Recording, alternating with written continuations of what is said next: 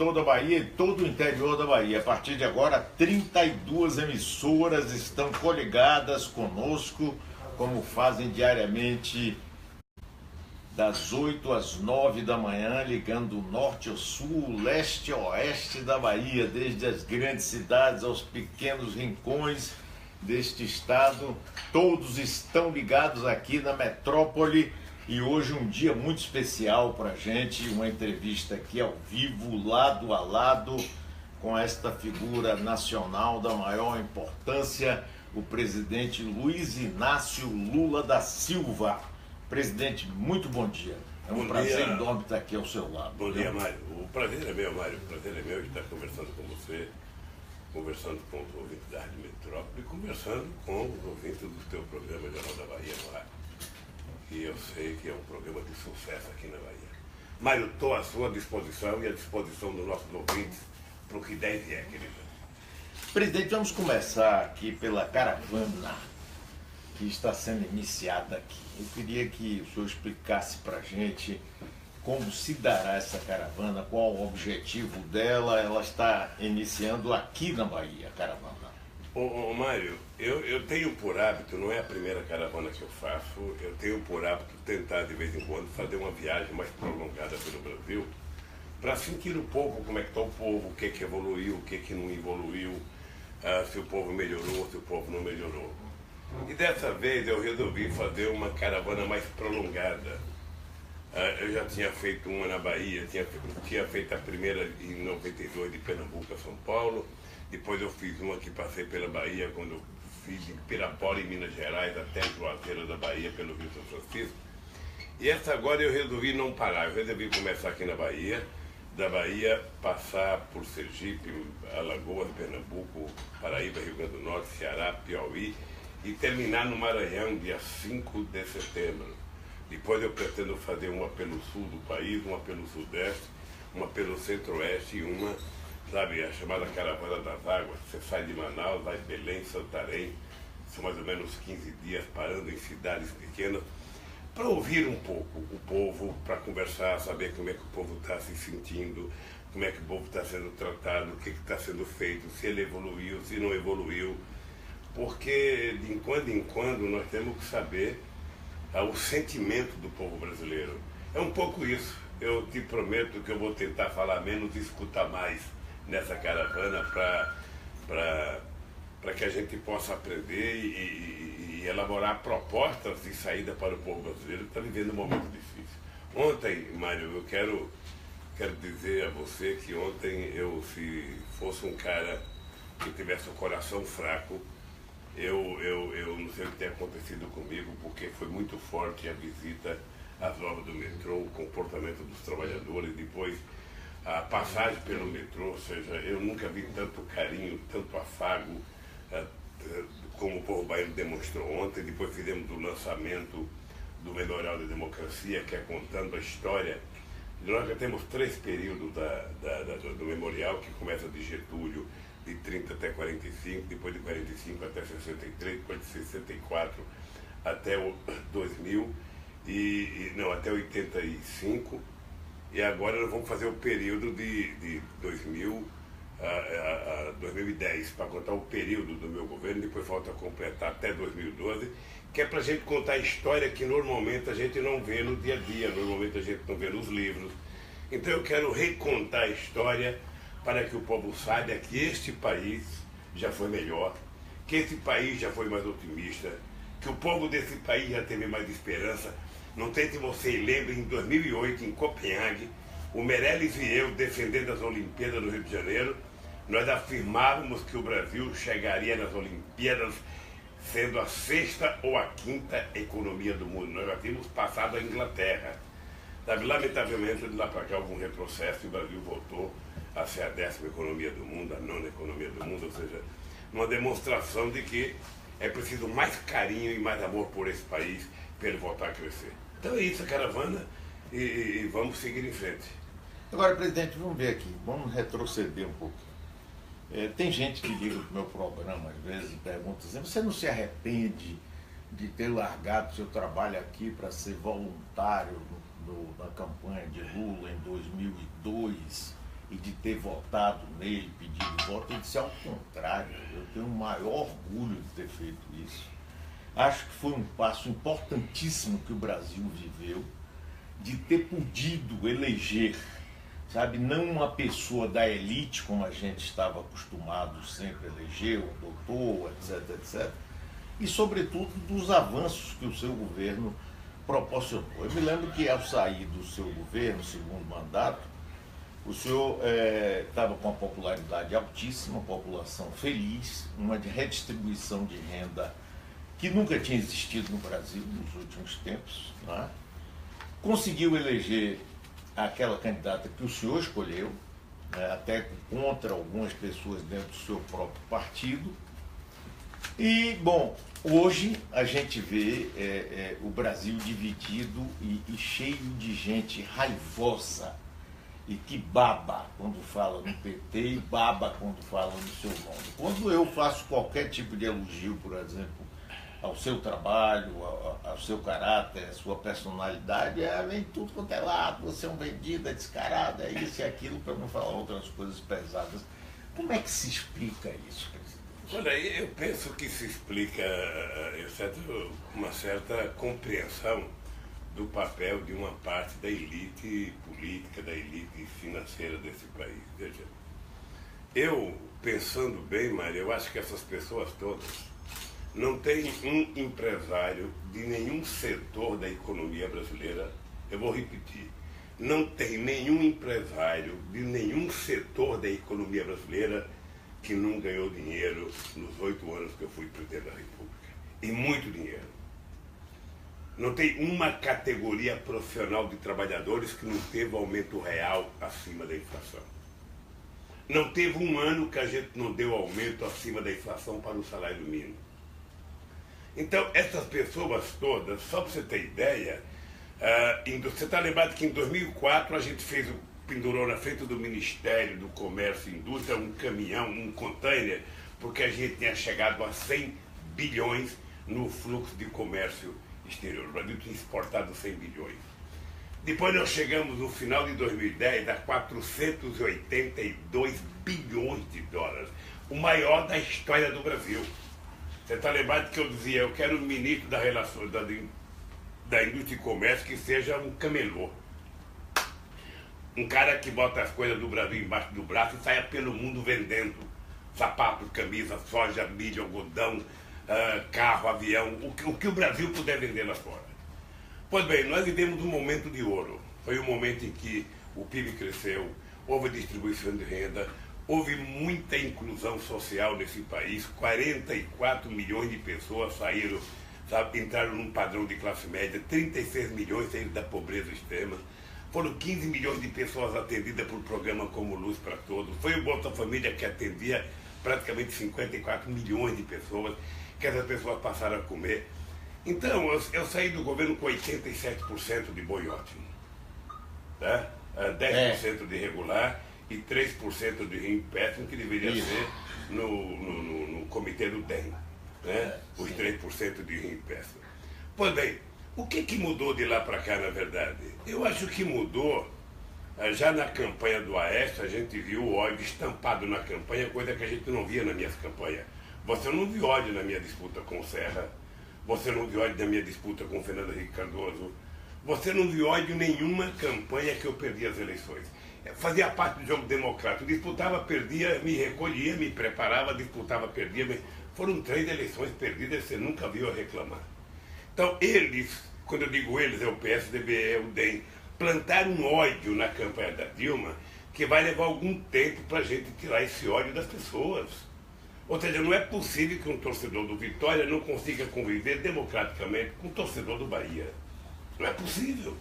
Ou seja, são 2 seres humanos que têm famílias, que trabalham. Olha, se cada um torce por time, acabou o jogo, a amizade volta e estamos aí. Então o Brasil piorou. O Brasil piorou no humor, o Brasil piorou na esperança, o Brasil piorou no PIB, o Brasil piorou nos orçamentos, o Brasil piorou em quase todos os indicadores sociais. As pessoas falam, mas agora a economia vai voltar a crescer, vai voltar a crescer em 2018. Ora, quando a economia voltar a crescer, é como um poço que secou. Quando ele volta a ter água, quantas cabeças de bode, de cabra já morreram em volta dele? Nós já estamos com quase 14 milhões de pessoas desempregadas.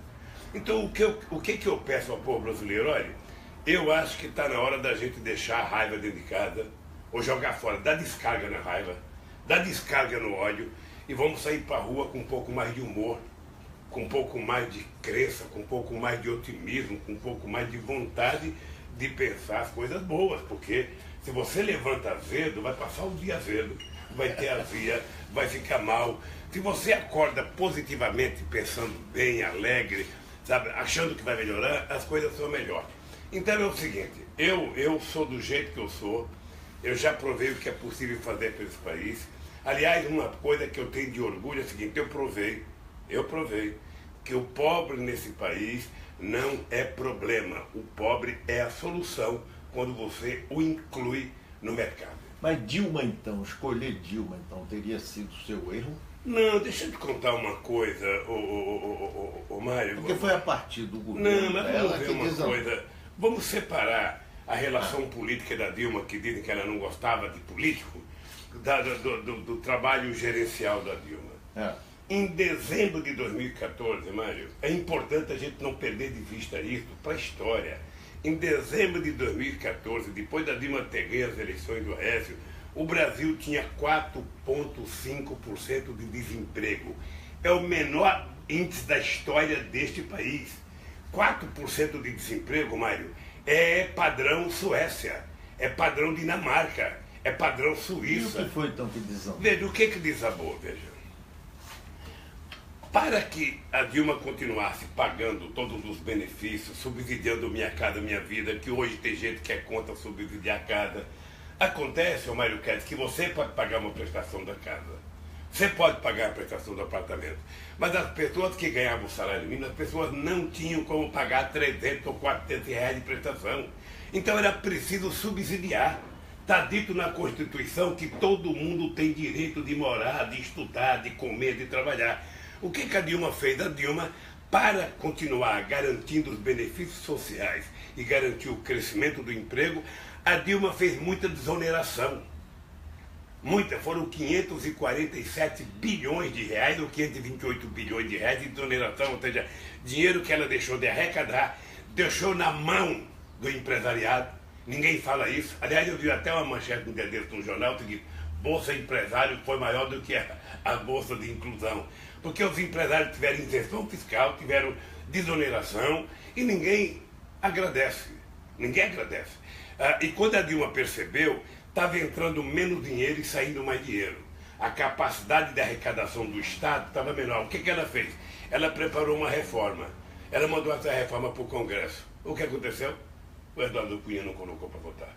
Veja a diferença. Quando o Fernando Henrique Cardoso quebrou o Brasil em 1999, você sabe disso, 3 vezes o Brasil foi quebrado, o Fernando Henrique Cardoso fez uma proposta de reforma.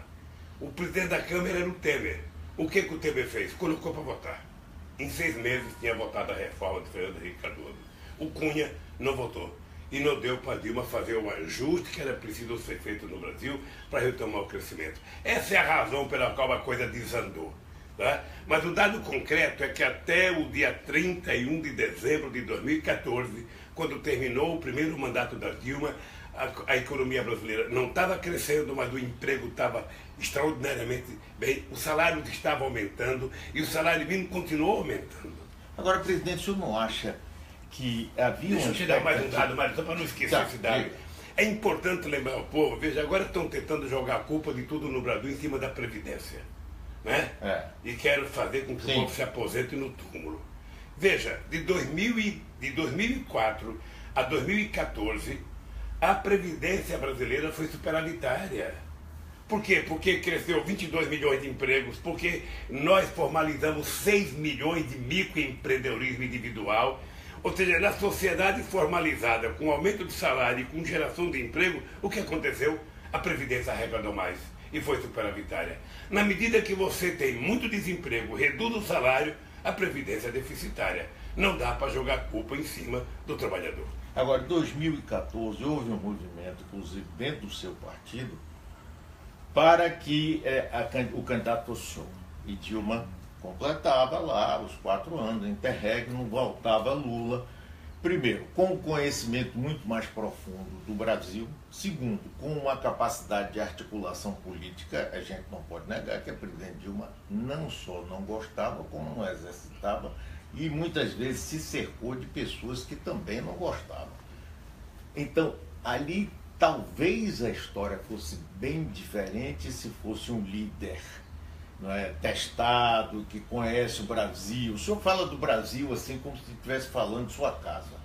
Conhece isso, sabe aquilo, o número aqui, tudo, não está lendo papel nenhum. Eu sei porque nos conhecemos há tanto tempo, eu vejo isso. Então, não teria sido o natural a sua volta em 2014? Olha, para muita gente do PT, sim. Havia até um movimento Volta Lula, e que eu chamei o pessoal à responsabilidade. Veja, a Dilma não pediu para ser candidata a presidenta, eu a indiquei, porque ela foi minha ministra de Minas e Energia, depois foi minha ministra-chefe da Casa Civil. Ela demonstrou uma competência extraordinária na área como gestora, e na medida que eu fui escolher um presidente, eu falei, bom, eu acho que a Dilma, se ela aprender um pouco o jogo da cintura na política, com a capacidade gerencial que ela tem, ela vai ser uma presidenta excepcional. Do ponto de vista gerencial, ela fez muita coisa. Do ponto de vista político, todo mundo se queixa da Dilma. Pois bem, eu não sei se ela sozinha tem culpa, ou quem tem culpa junto com ela, se não é a própria classe política. Mas aí eu cheguei num encontro que tinha em São Paulo, e eu disse para os companheiros que o PT já tinha candidata. A candidata era a Dilma, porque não tinha sentido eu tentar tomar o mandato da Dilma, o direito dela ser candidata. Se ela tivesse me procurado e falado, olha, Lula, eu acho que cumpri o mandato, se você quiser voltar, sabe, eu acho bom. Ela não procurou, não conversou, eu intuí que ela queria ser candidata à reeleição, e o meu papel era ajudá-la. E ajudei. Eu, sinceramente, Mário, não me arrependo, não. A Dilma é uma pessoa excepcional. Acho que ela cometeu equívoco porque a capacidade de ouvir, sabe, às vezes é maior do que... para um político, ele ter capacidade de ouvir, ele ter capacidade de, às vezes, dizer que não tem certeza, que não sabe de uma coisa, que é preciso conversar um pouco mais, ajuda. Eu, por exemplo, Mário, nunca tomo uma decisão em coisas graves na hora. De repente, ou seja, eu tenho que colocar minha cabeça no travesseiro e pensar o seguinte, o que eu posso fazer para fazer melhor? E aí eu tomo a decisão. Eu costumo ouvir pessoas, eu costumo telefonar, olha, ô Mário, o que você acha disso? Ô Fulano, o que você acha daquilo? Se fizer assim, o que você acha? Se fizer assado. Aí quando eu tenho, sabe, uns 5 ou 6 palpites, aí eu tomo a minha decisão tranquila. Eu nunca abro uma reunião falando.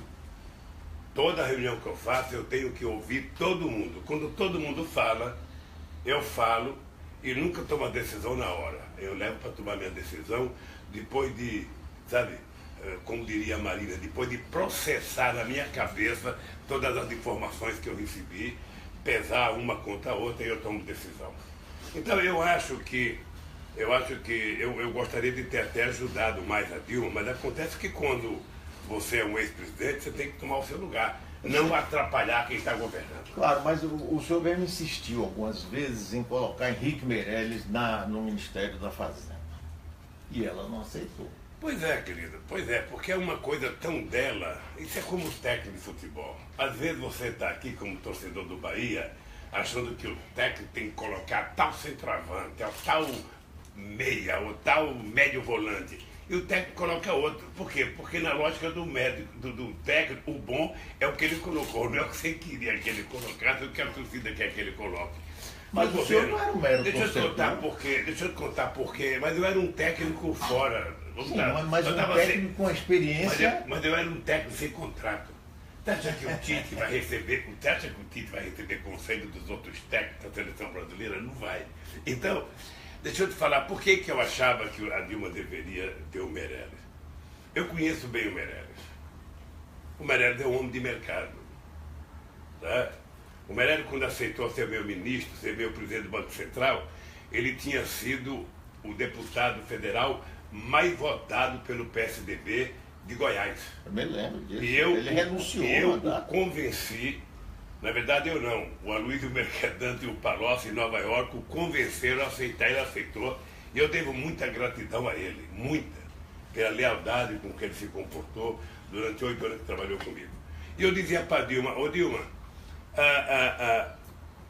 o que o Meirelles precisa para tomar as decisões corretas é de debate, é de orientação. Se a presidenta ou o presidente orientar, eu desejo tal linha de comportamento, eu preciso tal linha de política econômica, ele vai cumprir. E por que eu queria o Meirelles? Porque o Meirelles era um homem que tinha confiança no mercado e tinha saído testado positivamente no meu governo. Mas aí, não sei porquê, ele escolheu o Levi, e aí eu me curvei à titularidade do técnico Dilma, que escolheu o Levi para colocar de centroavante e não deu certo. Agora, o que está acontecendo com o Meirelles? Você está vendo o governo não tem um rumo. O governo não tem um rumo. Você veja, de um lado, você tem a Lava Jato dizendo não, a indicação política é errada, a indicação política é equivocada, porque o Lula indicou o Mário Quet para presidente da Petrobras, porque o Lula indicou não sei quem, foi indicação política. E você está vendo nos jornais hoje o PSDB colocando uma espada na cabeça do Temer, querendo mais cargo para poder ajudar o Temer. Você vê o DEM cada vez colocar uma espada para querer mais cargo. Isso está sendo feito agora, coisa que nós não fazíamos. Eu sinceramente, Mário, acho que o Meirelles teria contribuído com a Dilma. Teria contribuído. Obviamente que depende da equipe que ele fosse montar também. Tem dia que eu deito, o Mário coloca a cabeça no travesseiro e eu fico amargurado de ver o Brasil, que estava tão feliz, que estava tão bem, que estava tão acreditado no mundo. O Brasil era protagonista internacional. O Brasil era levado em conta pelos Estados Unidos, era levado em conta pela China, era levado em conta pela Índia, era levado em conta pela Europa inteira, sabe? Eu lembro dos encontros com Chirac, com Sarkozy, com Gordon Brown, com Tony Blair, com Bush, com Obama. O Brasil estava na onda. O Brasil estava, sabe? De repente tudo isso foi jogado fora. Agora, presidente, vamos entrar na história do Petrolão. O senhor acha que o PT cometeu pecados sérios no Petrolão? E depois vamos entrar na sua história aí com o Sérgio Moro. Deixa eu contar uma história. Eu até não quero falar muito desse caso, porque eu tenho um depoimento, dia 13, e eu vou voltar para São Paulo para prestar um depoimento em Curitiba. Veja, qual é a minha tese? A minha tese é que o Ministério Público, e quando eu falar Ministério Público, eu estou falando do Ministério Público que está na força-tarefa da Lava Jato, porque a instituição é muito séria, e eu ajudei a contribuir à autonomia da Constituição. O que aconteceu? Tanto o pessoal da Lava Jato de Curitiba, do Ministério Público, da Polícia Federal, construíram uma mentira. Qual era a mentira? A mentira é o seguinte, é que o PT era uma organização criminosa. O PT foi criado para ser a nave-mãe. O PT era a nave-mãe. Então o PT era uma organização criminosa e o Lula, como era a pessoa mais famosa da organização criminosa, era o chefe.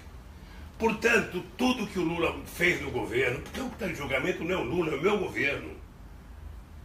Tudo que o Lula fez no governo foi para roubar. Tá? Essa tese não se sustenta. Então, qual é a minha preocupação? É que essa gente não tem como sair das mentiras que eles contaram. Veja, eles disseram que eu tinha um apartamento triplex. Sabe? Está provado na própria sentença do Moro que o apartamento não é meu. Ele disse que o apartamento não é meu. Mas eu fui condenado. Porque se eu não fosse condenado, como é que ele ia se explicar para a Globo? Como é que ele ia se explicar para o Jornal Nacional? Tá? Agora tem um outro terreno que está sendo discutido, que é o terreno do Instituto. Sabe? Um terreno onde se iria fazer um terreno em que eu fui lá uma vez, a convite do presidente do meu instituto, que me comunicou o seguinte, ó, esse terreno aqui está sendo oferecido para a gente comprar, mas nós não vamos comprar esse terreno porque eu vou pedir um para a prefeitura.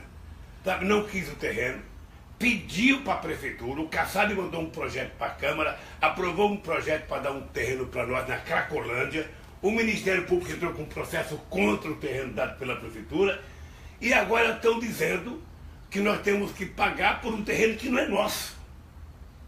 Ou seja, veja, se repete a história do triplex. Tá? Então eu quero saber como é que vai provar. Um terreno que o Mário Queto disse que ia me dar, mas não me deu. Sabe, um terreno que o Mário Queto queria vender, mas eu não comprei. Olha, qual é o crime que o Instituto cometeu? Mas está lá o processo, eu vou prestar depoimento dia 13. E tem outros. Vai vir a chácara. Sabe? Tem outro da chácara, quer dizer, eles sabem que já investigaram que a chácara tem dono, eles sabem que o dinheiro da chácara tem origem, eles sabem, sabe? Mas como eles já disseram que era meu e já deu no Jornal Nacional que era meu, eles não têm como sair. Eu acho que a maior dúvida deles hoje é como sair da encalacrada que nós nos metemos.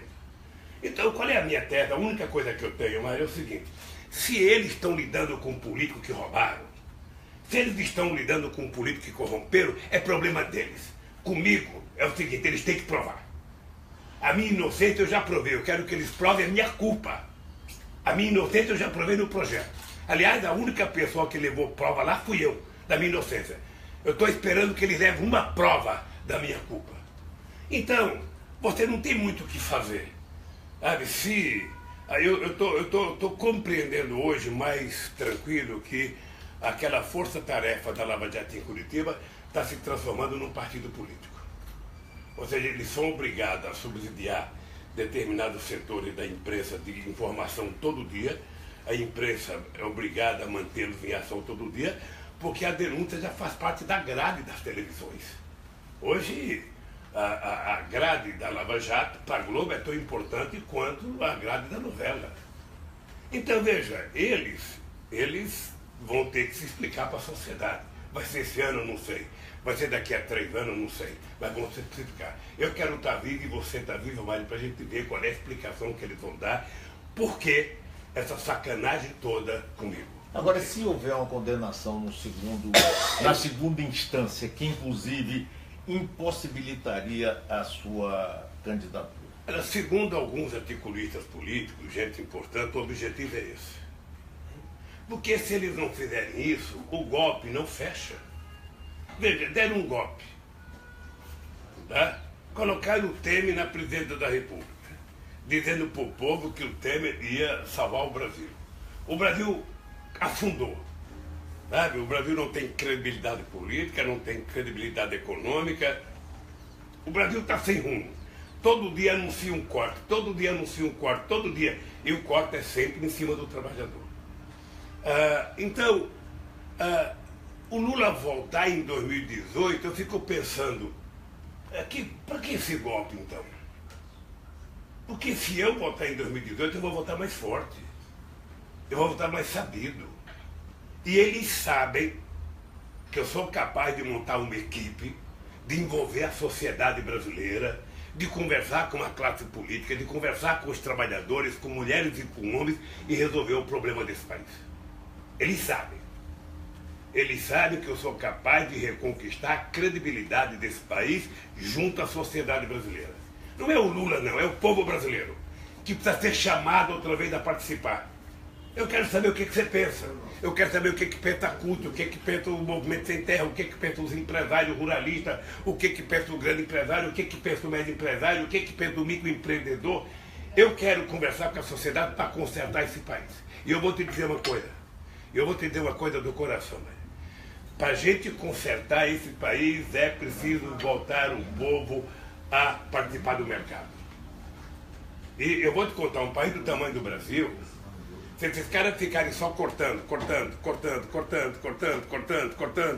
parece um canavial o Brasil, cortando, não. Uma hora tem que parar. E se eu confio no que eu estou fazendo, eu falo para o povo brasileiro, olha, só tem um jeito da gente diminuir a diferença PIB, dívida interna. É fazer o PIB crescer. Para fazer o PIB crescer, eu tenho que ter investimento. Para ter investimento, eu tenho ou que ter dinheiro de fora ou que ter dinheiro de dentro. Ora, se eu acredito no meu governo, ao invés de ficar cortando, eu prefiro anunciar para a sociedade que eu vou pegar, 100 bilhões da nossa reserva, eu vou pegar 300 bilhões do compulsório e vou investir só em obras de infraestrutura, nenhum centavo no custeio, para esse país voltar a crescer. Quando esse país voltar a crescer e começar a gerar emprego, vai diminuir a relação dívida-PIB, o povo vai começar a ganhar dinheiro, o povo vai na loja comprar, a loja vai encomendar na fábrica, a fábrica vai contratar um emprego, vai produzir mais uma peça que vai vender para a loja, que vai ter mais um emprego. Ou seja, você ligou a roda gigante do desenvolvimento. E aí o país começa a dar certo. Certo. Agora, um dos argumentos que se usa também é o seguinte: a presidente do PT recentemente apoiou a ditadura lá fracassada, inclusive, né? Porque você está vendo o desemprego enorme, as pessoas fugindo, não tem comida, não tem nada, da Venezuela.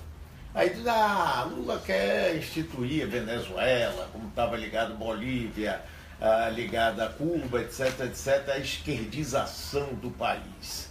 E aí, presidente? Mário, qualquer imbecil pode falar isso de qualquer outra pessoa, mas de mim não pode falar. Porque eu já governei esse país. Já governei no tempo do Chaves. Já governei quando o Fidel era vivo. E se tem uma pessoa que é amante da democracia, sou eu. Por que eu sou contra a ingerência dos Estados Unidos na Venezuela? É porque eu defendo a autodeterminação dos povos. Quem tem que decidir as coisas do Brasil é o Brasil. Os americanos decidam a deles. Os chineses decidam a deles. A França decide o problema dele. Nós aqui no Brasil temos que ter autoridade moral e política para decidir o nosso problema. Eu posso não concordar com a Venezuela. Eu posso não concordar com a política econômica que está em inflação mais de 100%, que tem desabastecimento. Eu posso não concordar. Olha, mas é um problema deles, não é meu. Não é meu. Você gostaria de ser presidente do Brasil e o presidente da Venezuela ficar dando palpite sobre você toda hora?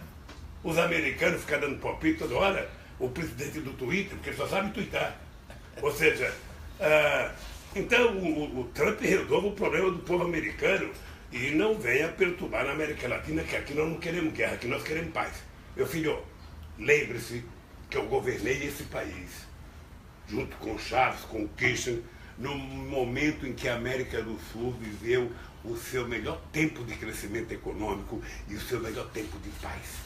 Você está lembrado que quando eu entrei, 21 de janeiro de 2003, eu tinha 21 dias de presidente da República.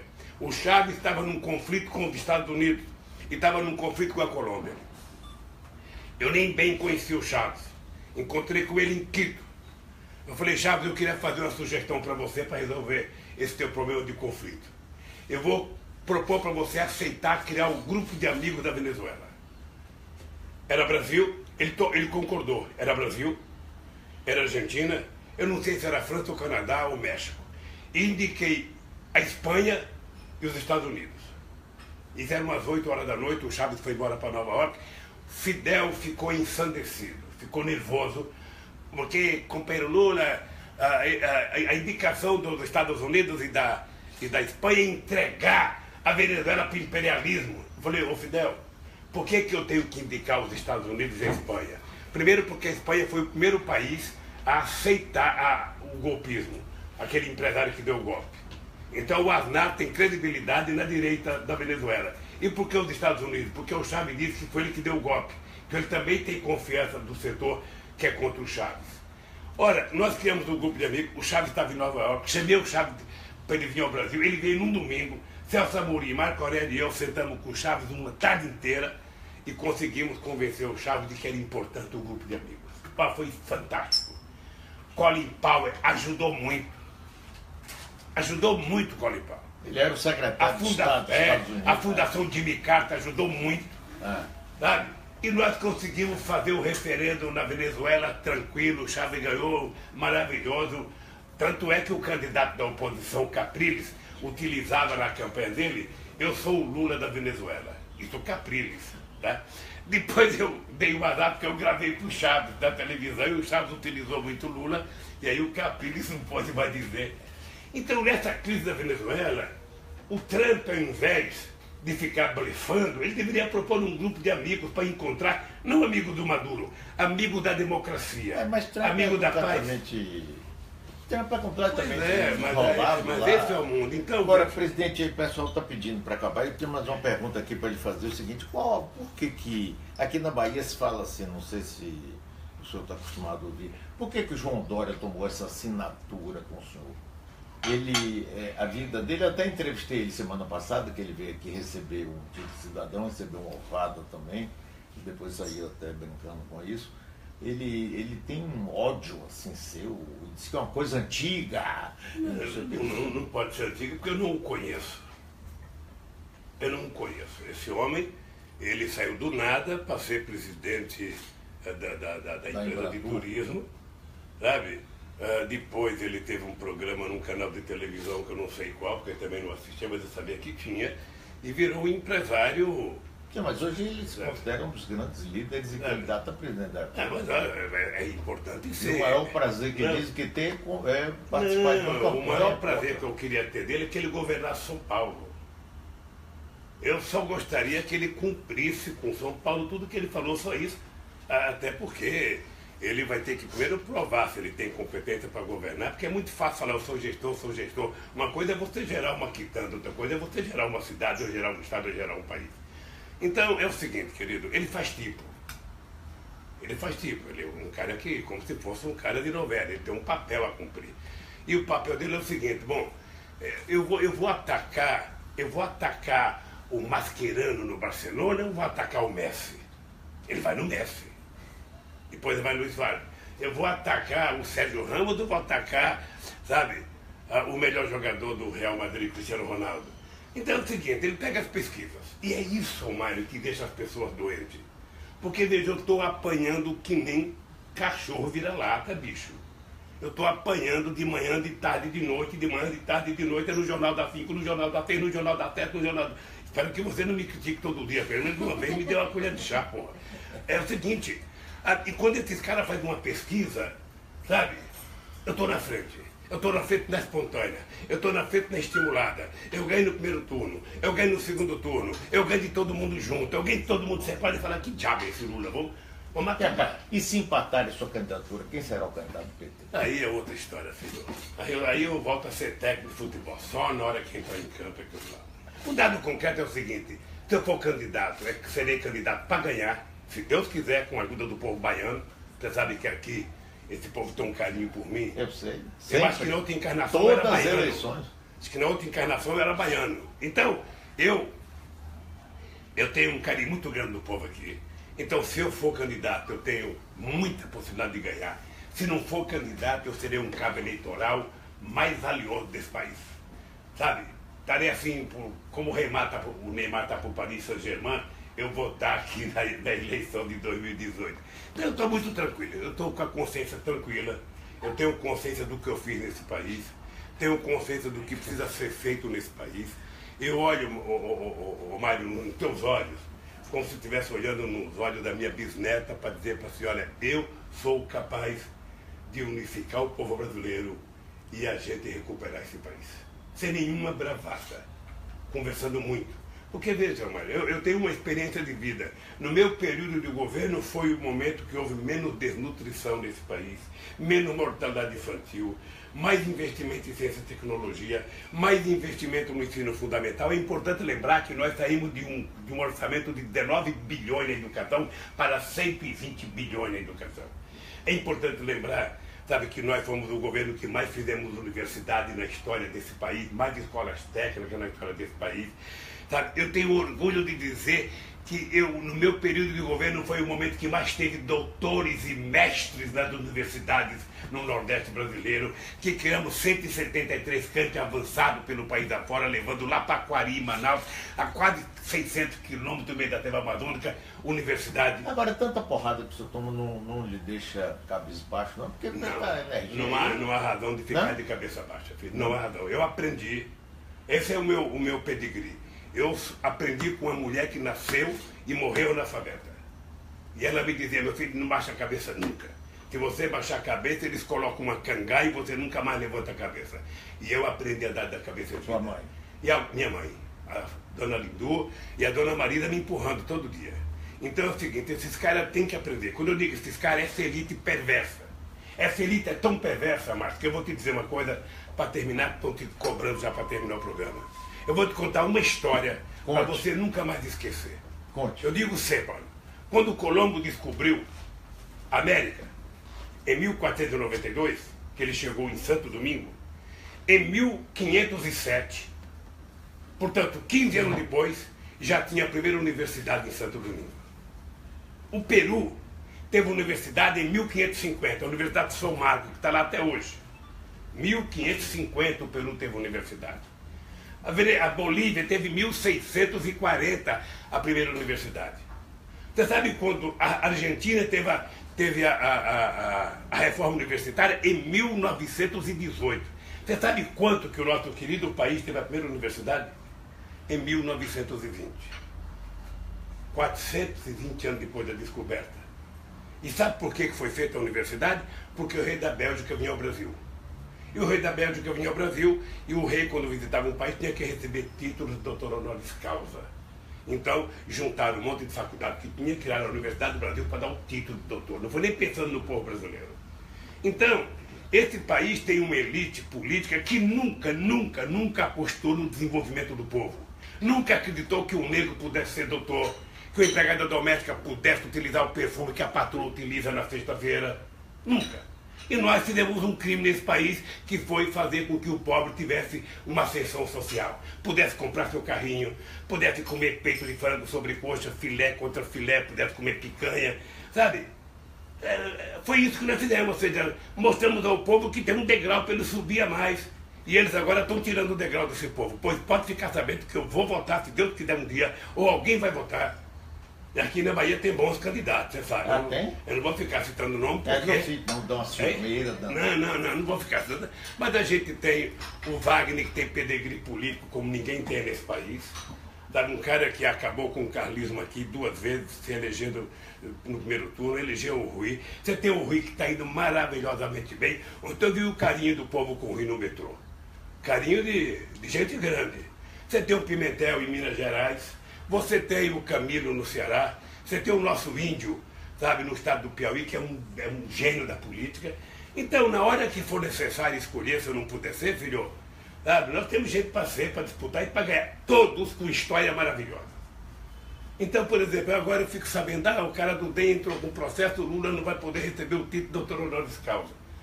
Eu fico com pena do vereador. Porque é tão medíocre. Eu também tenho pena. É tão medíocre, sabe? Primeiro porque ele deveria reconhecer, ele deveria me dar um título. Porque ele sabe que ele faz parte de uma elite política desse Estado, que sempre apostou no atraso. E ele deveria agradecer, pô, Lula, você fez a universidade lá, a universidade é o maior percentual de negros estudando no Brasil, é naquela universidade. Ele poderia ir hoje lá beijar meu pé, falar obrigado, Lula, pelo que você fez. Não, ele entrou no processo para me não receber. Eu já estou agraciado por ter feito a universidade. Já recebi o título por conta dos milhares de alunos que estão lá dentro. Cada menino negro aqui na Bahia que recebeu o seu diploma é o meu título. E isso esse vereador não vai apagar, nem nenhum juiz vai apagar. Então, essa mediocridade que está reinando no Brasil, Mário, está empobrecendo o Brasil. E o ódio também. Todo dia que eu vejo o jornal, eu fico triste, porque, pô, eu vivi esse país. Esse país era a coqueluche do mundo. Você mostrar o passaporte brasileiro em 2008, 2010, em qualquer lugar do mundo, não se falava mais em Pelé, não se falava mais em Carnaval, era Bolsa Família, era o projeto Bolsa Família, era o projeto Luz para Todo. Sabe? Acabou pela mediocridade da classe política, pela mediocridade da elite brasileira. Você acredita que Temer tem condições de levar esse governo até 2018? Veja, levar a trancos e barrancos assim pode. Eu quero saber se é possível. E é necessário o povo sofrer por causa de um cara que quer chegar ao poder sem ter disputado uma eleição. Ora, o país não comporta isso. A quem interessa é o Temer. Eu pensava que era a Globo. Que deu o golpe na Dilma.